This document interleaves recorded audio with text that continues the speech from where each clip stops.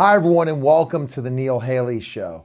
The Neil Haley Show is heard all over the world on television and radio, and we interview celebrities, authors, educators, businesses, and brands, either in Bethel Park's TV studios or on location all over the world, on the radio and on the phone. So check it out and enjoy the show today.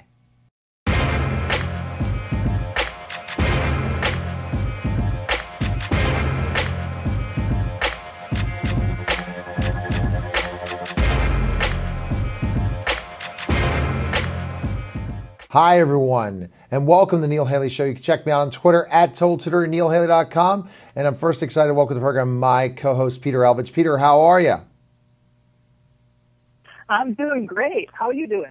Good. I'm looking forward to this conversation. So we're going to kind of segue into business with another fabulous author. So I'm excited to welcome to the program author Blake Morgan, author of More is More, How the Best Companies Go Farther and Work Harder to Create Knock Your Socks Off Customer Experiences.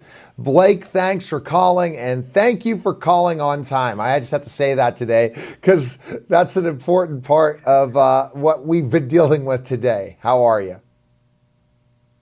Hi, happy to be here. Thank you. Absolutely, Blake. And so it sounds like when you talk about what companies, the customer service experience, how we deal with our clients, how we deal with our customers is the way to grow.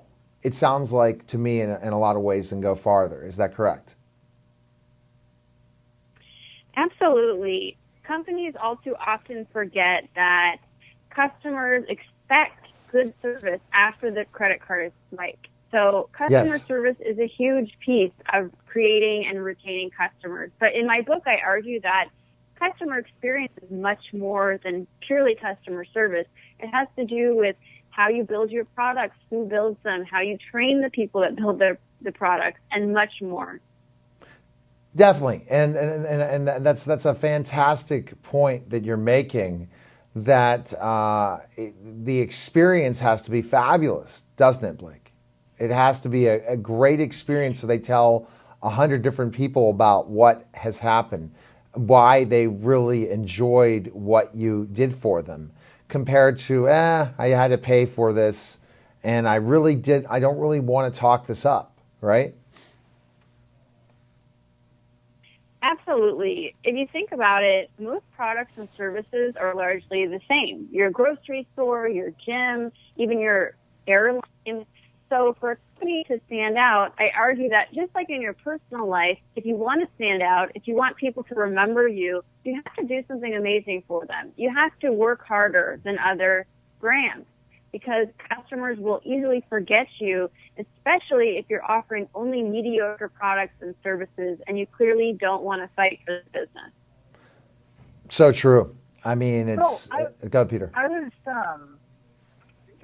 was curious because this is my personal experiences. So I have disability of blindness, but when I go through like the different places for customer service, I love very verbal people, like when they talk to me or, like, for instance, here's your card, here's your information, stuff like that, right?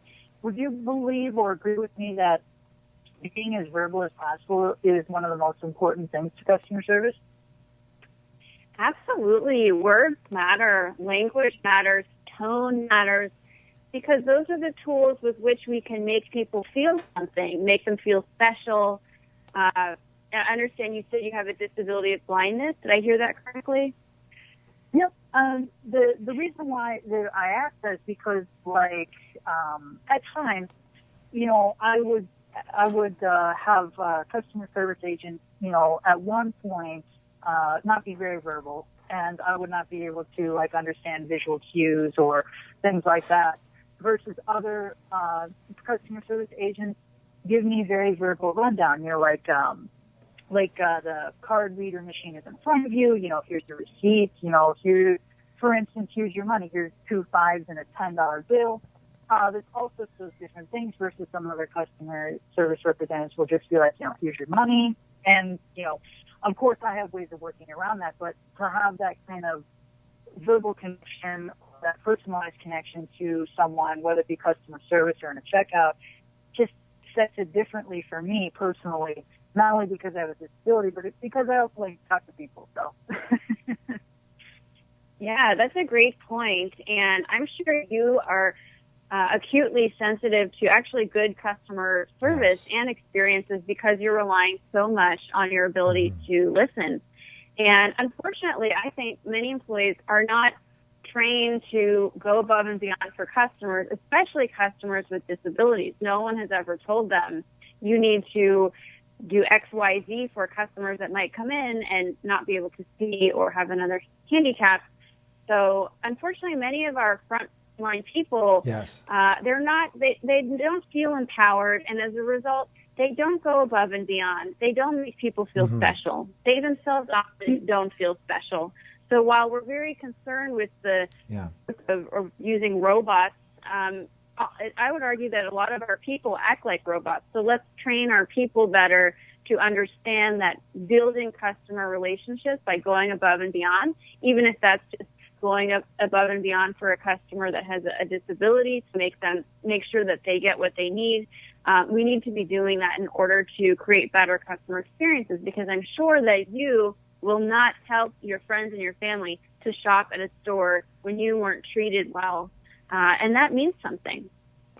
And I just want to add a quick comment too, is for anybody out there who might be in customer service, if you're unsure, like you're someone with a disability or even without a disability, and you're unsure of something, feel free to ask questions. Don't be afraid to ask questions. If the person who's on the other end isn't so friendly, then they aren't friendly. But like in my specific case of disabilities, if you want to ask me a question, whether I see something or whether I understand something, don't be afraid to ask someone, no matter who they are, no matter if they have a disability or not, if they understand something, because, that's just, you're just curious. You just want to understand. And I think part of customer service is not only understanding yourself and what you're projecting to other people, but also understanding the people that walk through your doors.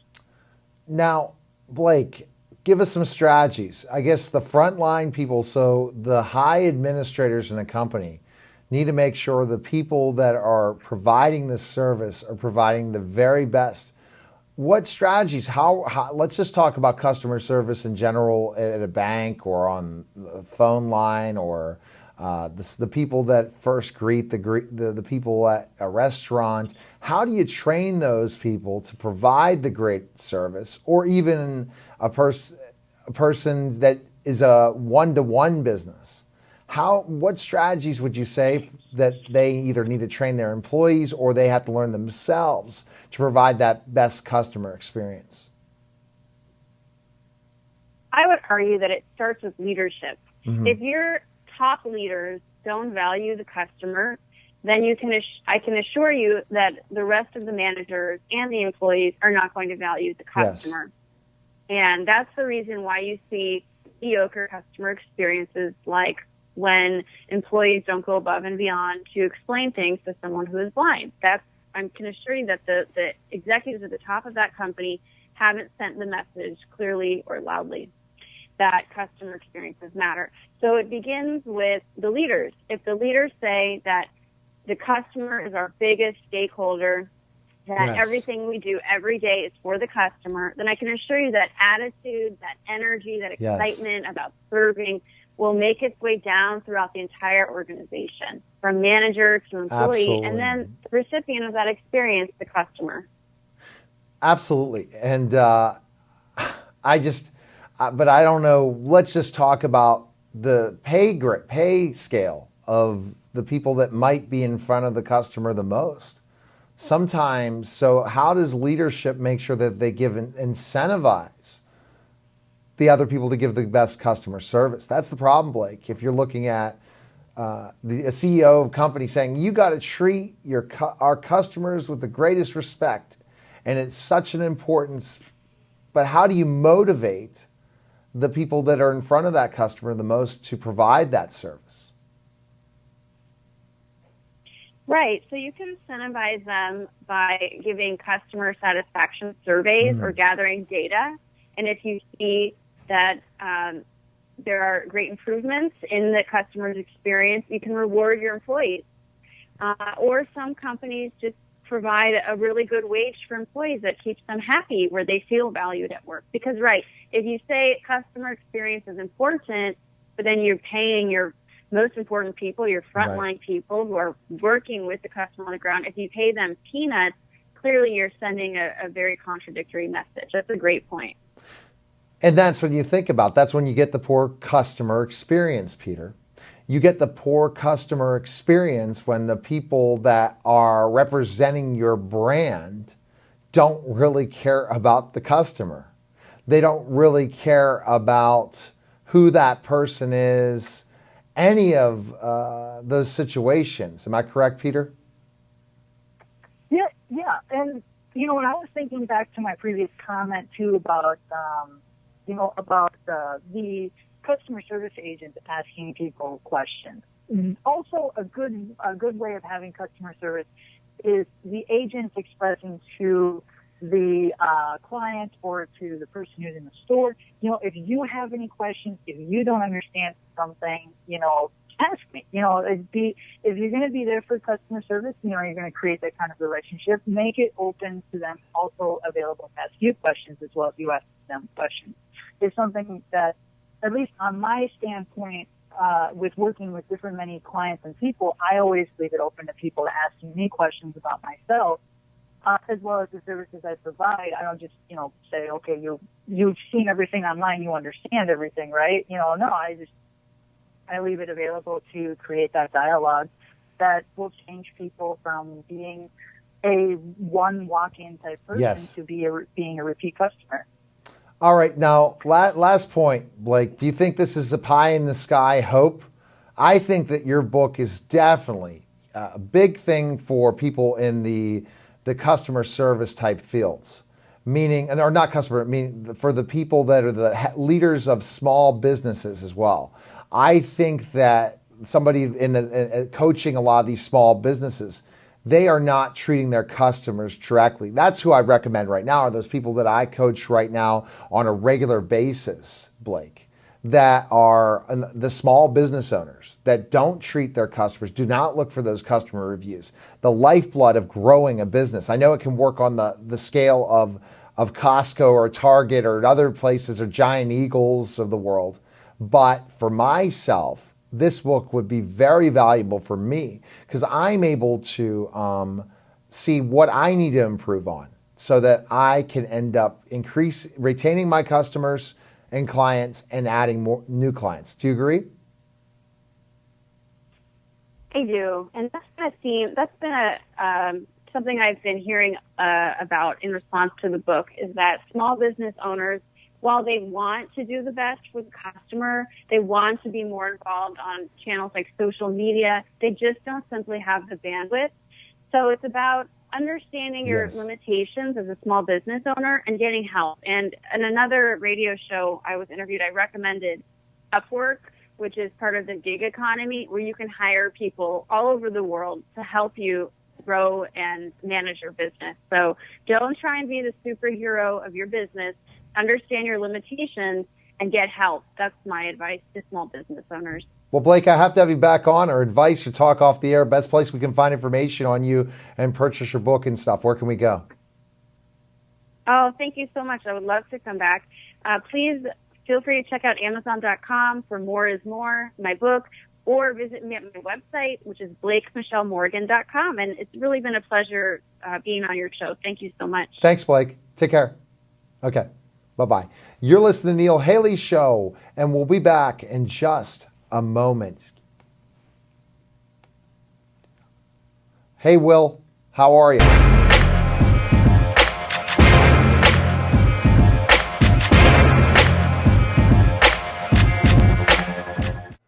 I've shown an interest in making home movies. Me and some buddies would just grab a camera and you just start making these videos, and then you realize at some point that this isn't just a hobby anymore. It's something that you actually want to pursue, and there's this great facility right down the road, BPTV. A lot of people will try to do these productions on their own, and one of the things they don't have is the equipment, but right here is everything she needs in one nice little bundle. There's lights, cameras, reflectors, dollies, all kinds of little knickknacks, like anything that you'd want to use that you would need for a production, you have it right here. Like, it's all right here. You can make your own feature movie just with the stuff from this studio.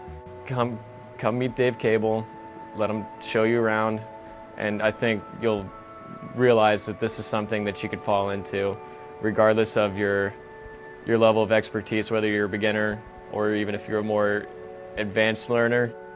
There's something here for everyone, and I feel that you just need to come through and just be a part of the experience and just watch and learn, and let Dave be your guide.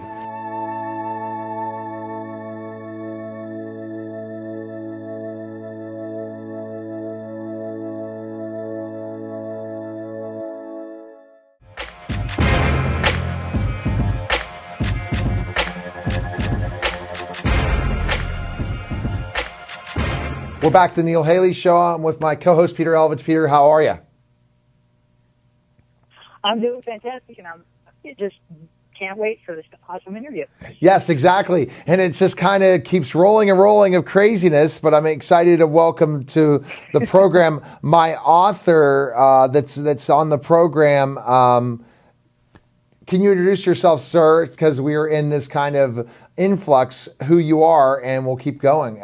Who do I have on the line? Hi. Yeah, this is Andy Boyle. I am the author of Adulthood for Beginners, All the Life Secrets Nobody Bothered to Tell You. Thank you so much for having me. Hi, Andy. Thanks again for calling. I appreciate it, Andy. Yeah, so tell us a little bit about your book and stuff. So the idea of the book is it is supposed to be a funny life advice guide geared toward high school graduates, people who graduated college, and also anybody who has to deal with folks like that. Basically, the idea is a bunch of stories about dating, jobs, mental health, physical health. The idea was I was an idiot, so you don't have to be. And see, Andy, that's a great point, and I'm laughing about when I'm hearing you talk about that. It's interesting when you talk about that you can make those changes, Andy, in your life in so many ways, and change things up because we learn from our mistakes, don't we, Andy? Oh yes, we definitely do, and that's a big tenet of the book is. Whatever you've been, you can always change and try something new and do experiments. And that's for so sure. What would you say is Go, Peter. Mm-hmm. Yeah. So what would you say is like the biggest lesson that you just need everybody to know, that's something that was big to you when you overcame it? I think one of the biggest things was focusing on being more empathetic toward others. I think if anything's changed my life and made it better, it has been trying to focus on how to be as positive and as nice as possible toward other people, because I think the world gives you so much back when you do that, and furthermore, it takes a lot of negativity out of your brain, and you can kind of retrain your brain. Instead of responding out of anger and maybe fear, you can instead respond with compassion. So true. Andy, that's so true, because when you're able to have compassion, it changes what you think about, right? And where you're striving to go. Mm-hmm. Yes. Yeah, no, it's something that took a long time to figure out, and I'm glad that as I got into my later 20s, I was able to kind of flip the switch in my brain. And flipping that switch is an interesting thing, isn't it? Because again, we all mature in life. We were talking about with another author on the program about just the whole circumstance and process of driving our kids to learn, and yet we sometimes go too far in that way, don't we? Exactly. And I think sometimes because you have this expanse of time from when you were a little bit younger, sometimes you might forget some of those hardships that younger folks are always having to go through, because you found the way to get through it. And so sometimes it's kind of harder to see the struggles that you once had because you're so far removed from it. So far removed. So here's a question for you. Go ahead, Peter. Oops, sorry. That's good.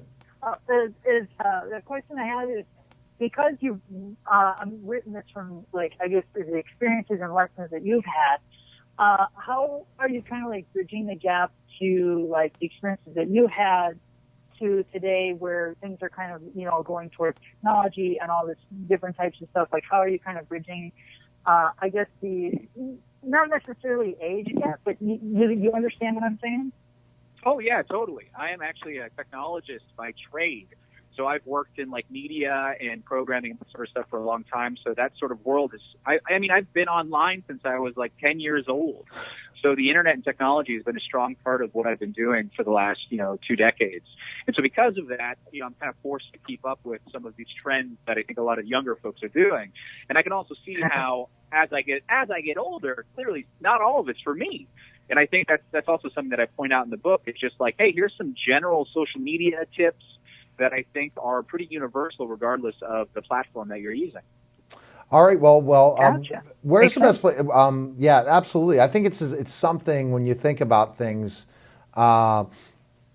It's do it. What strategies would you offer people so that they can learn new methods, new ways to improve themselves? It doesn't matter what age they are. Give me some strategies. I think one of the biggest things is always try to be learning. So either that's picking up a new skill. I'm going to start taking some woodworking classes because I just think it's really interesting. I don't plan on becoming a carpenter, but I also think that these skills will help me out in other areas of my life. So if you're always interested in learning and teaching yourself new things, whatever you learn will help you in all of these other areas that you're focusing in. And another part of that is just surround yourself with people who are more talented than you, or have traits that you want in your own life. Because just by being around them, you'll start to learn stuff and you'll kind of rise to the occasion because you're around them. Definitely rising to the occasion and learning new things. What types of things do you try to learn on a daily basis? I go ahead and go through Skillshare. It's a great app on my phone that I can go through trainings and learn more and more how I can dominate social media, marketing, how I can learn how to become bigger in my brand. Tell us some of the things how you try to learn on a regular basis. So because I am my full-time job is I'm a web developer for a media company, every day I'm having to solve problems by learning new computer science things or new things about technology, which I did not go to school for, and I've just kind of picked up on my own over the last 10 years or so. And so that's one big area. And another one is physical fitness. I work out pretty regularly and run and do a lot of that sort of stuff. So you can always learn better ways to lift weights or do things in a more safe manner. And so that's also a daily learning thing. Daily learning. Yeah, I totally agree. Yeah, go up here. Yeah. I do the same thing. I try to learn, whether it's big or small, something new every day. And the biggest help it's been to me has definitely been YouTube. I'm an auditory type person, so I like to hear people teaching me. And something I was curious about is with being in the technology field and kind of learning something new every day. How much have you dived into like accessibility and blindness of visual impairment? Oh, that's actually a big thing that I care about personally a lot, just because if we're making websites and doing these sort of things, we should be making sure that they're accessible by everyone. And so that was I've worked at like newspaper companies and stuff like that, and I've always strongly pushed whenever we would do graphics or any other thing, like you'd have colorblind people would be able to read these, and there'd also be a version for those who are visually impaired. And a lot of websites are actually trying to adopt that sort of stuff just as a starting point. Like it must be accessible for everyone, or else it doesn't work. Right. All right. Great. So, what are you seeing in your business out there? Your trends and stuff like that. You keep learning different things, but in the media company and stuff that as you work as an entrepreneur. I think one of the bigger things that I keep learning is users no longer will allow for bad design practices. I think for a very long time, especially on media websites, people were okay with if it was good or wasn't fast. But now people are so used to how fast many apps are that your website has to be fast or they're going to be annoyed. Yeah, it has to be fast. Google will ding you if it's not a fast website. SEO, all these different things that before a website, hey, I have a website, go see it. there's much more to it in this competition phase, isn't it? Exactly. Yep. The faster your website is, the happier your users will be. Well, fabulous for sure. It's something that in so many ways you do that. And what's been the feedback so far about your book? Tell us a little bit about what's going on there. Oh, I've gotten some great reviews, like in the the Chicago Tribune said nice things about it. Great. So did the Associated Press. I just heard a lot of great feedback. I'm getting emails pretty regularly from younger folks as well as older folks that have found the book to be pretty helpful, and so that's just been incredibly wonderful to hear. I write about how to write a better cover letter, and a young student, he's like, "Hey man, I followed your advice. How does this look?" And he wrote this cover letter, and I was like, "Oh my gosh, this is great! I can't believe this works." That's fabulous, for sure. Absolutely. All right, so where's the best place we can find information on you and learn more about you? Where can we go? You can go to andyboyle.com, BOY, 90 and seconds. books in most major bookstores, as well as on Amazon and Barnes & Noble and indie bookstores. All right, Andy, thanks for calling. Take care. Thank you so much. Okay, bye-bye. You're listening to The Neil Haley Show and watching The Neil Haley Show. And what another fabulous show we had today.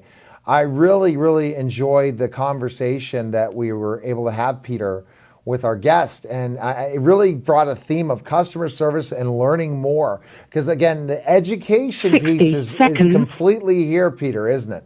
Every second we have that same education piece going on, don't we? Oh, most definitely. There's always something new to learn. It's definitely something else to learn and try, and I can't believe we're at this point for our listeners and viewers, because I like the viewers to see that there's a lot of moving parts. So that's why it's like we're in a TV studio, yet it's a radio show, yet it's a television show that we're going to be bouncing around. So we're at like a hard break where we got to change tapes and stuff for the recording of the radio show. So it's been a good, so far, couple hours with you, Peter. Looking forward to closing up with another hour and a half of great shows. But everyone needs to check me out on neilhaley.com. They can check out all the awesome information about what we're doing. Like us, friend us, do whatever you can, but go to neilhaley.com, and I want to hear your feedback and everything. And we're going to have some more exciting guests very, very soon, Peter. So call back, Peter. Guests call back, and we'll be ready to rock for the second hour. You're watching The Neil Haley Show, and we'll see you guys next week.